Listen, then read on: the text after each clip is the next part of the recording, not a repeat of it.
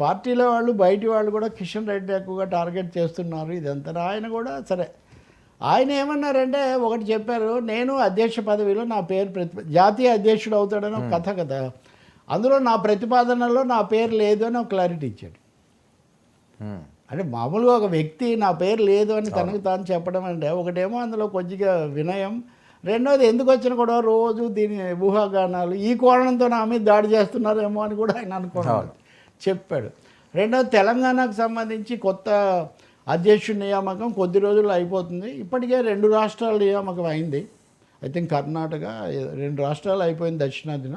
ఆంధ్ర తెలంగాణ కూడా అన్నారు, note this point అన్నట్టుగా ఖరారు అయిపోయింది, తొందరలో వచ్చేస్తారన్నారు. మూడో విషయం అన్నారు, మేము తమిళనాడులో అన్నామలై మార్చారు, అక్కడ కూడా అన్నాడీఎంకేతో పొత్తు పెట్టుకుంటున్నాము, కానీ ఆంధ్రాలో బీజేపీ టీడీపీ జనసేనతో పెట్టుకున్నాం, తెలంగాణలో మటుకు ఒంటరిగానే మేము పోటీ చేస్తామన్నాడు.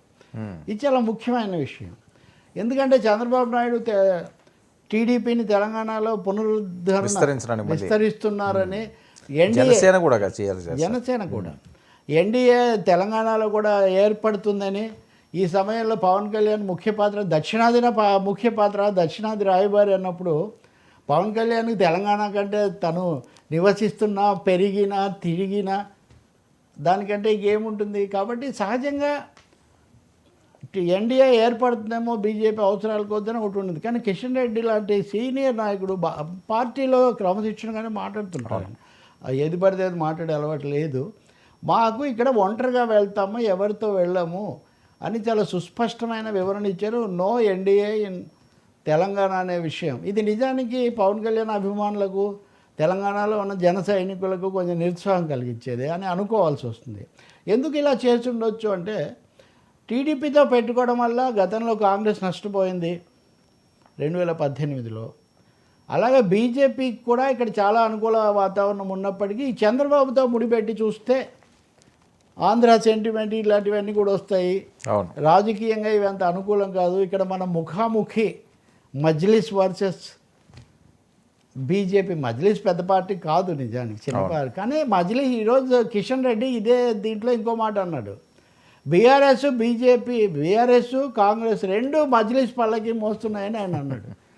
కాబట్టి రిలీజియస్ యాంగిల్ దాని మీద వచ్చేట్టుంది. అలా రావాలనుకున్నప్పుడు ఇప్పుడు పవన్ కళ్యాణ్ సనాతనం వీళ్ళకంటే ఎక్కువైతే ఆయన స్టార్, పర్సనల్ అప్పీల్ విషయానికి వస్తే వీళ్ళందరికంటే ఆయన గ్లామర్ ఎక్కువ ఉంటుంది కదా. సో బహుశా లేదు, పవన్ కళ్యాణ్తో 2 సార్లు కార్పొరేషన్ ఎన్నికల్లో జనసేనను పోటీ చేయొద్దు అని అడిగారు. పొత్తు కాదు, చేయొద్దు అని అడిగి మరి ఆపారు. అసెంబ్లీలో పెట్టుకొని సీట్లు రాలేదు కాబట్టి లోక్సభలో పెట్టుకోలేదు. అయినా ఇప్పుడు ఎన్డీఏ నేపథ్యం జాతీయ రాజకీయాల్లో ఇక్కడ ఏదో ఉంటుందేమో అనుకున్నారు, అదేమీ ఉండదు అని కుండ బద్దలు కొట్టి తలుపులు మూసేశారు. ఇది ఇందులో ఒక ముఖ్యమైనది. ఇంకా చివరిది, ప్రభుత్వాన్ని కూల్చడానికి కాంట్రాక్టర్లు వ్యాపారవేత్తలు మమ్మల్ని సంప్రదిస్తున్నారని నిన్న దుబ్బాక శాసనసభ్యుడు కొత్త ప్రభాకర్ రెడ్డి చాలా తీవ్రమైన వ్యాఖ్యలు, కొంతమంది సంచలనం, తీవ్రమైన అప్రజాస్వామికమైన అభ్యంతరకరమైన వ్యాఖ్యలు చేశారు. దీని మీద దుమారం వచ్చింది. ఒకటి, కాంట్రాక్టర్లు వ్యాపారవేత్తలు తలుచుకుంటే ప్రభుత్వాలతో ఫుట్బాల్ ఆడుకుంటారా, పడగొట్టేస్తారా ఏంటి ఇదని ఒకటి.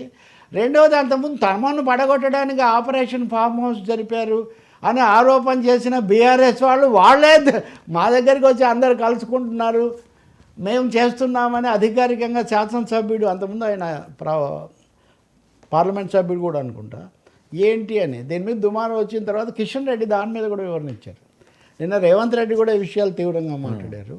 వాళ్ళ పార్టీ సిఎల్పి సమావేశంలో మేము మంత్రులు జానారెడ్డి ధృతరాష్ట్రుడిలాగా ఉన్నాడు అని కోమటిరెడ్డి రాజగోపాల్ రెడ్డి అంటాం. కాంగ్రెస్లో కూడా కొద్దిపాటి ఇంకెవరూ మాట్లాడకండి, పదవులు అధిష్టానం నిర్ణయిస్తుంది అని కొంతమందికి హెచ్చరికలు కూడా చేశాడు. నేను ఎందుకు చెప్తున్నా అంటే, బీఆర్ఎస్ పడగొడతానంటున్న ఒక ఇది, రేవంత్ రెడ్డి కూడా అంతర్గతంగా కొన్ని బాలేదు ఇది అని ఆయన కూడా చెప్తున్న సమయంలో కూలదోస్తారు అంటుంటే కిషన్ రెడ్డి కూలదోయాల్సిన అవసరం మాకేముంది, మేమేం కూలదోసే అవకాశం లేదు, మేము నేరుగా ఎన్నికల్లో వస్తామంటే దాని నుంచి విడగొట్టుకోవడం కూడా అవసరం అని కూడా భావించినట్టు కనిపిస్తుంది. ఎందుకంటే చాలా చోట్ల కూలదోశారు కదా ఆ మాటకు వస్తే. కాబట్టి సార్, గాంధీ ఫ్యామిలీ టార్గెట్ ఇది నిజంగా ఇప్పుడు ఈడీలు ఇవన్నీ చూసినప్పుడు నేషనల్ హెరాల్డ్ కేసు ఒకటి పట్టుకున్నాయి. ఆ కేసులో ఇంతకుముందే జరుగుతుంది అది. రాహుల్ గాంధీ మీద సోనియా గాంధీ మీద నేరుగా ఛార్జ్ షీట్ పెట్టారు. మొదటిసారి వాళ్ళ పేర్లతో పెట్టారు. ఇంతకుముందు కేసు ఉంది. ఇంకోటి మీరు దీంతోపాటు సైమల్టేనియస్గా వాళ్ళ అల్లుడు ప్రియాంక భర్త అయిన రాబర్ట్ వధారాను కూడా ఇంకో కేసు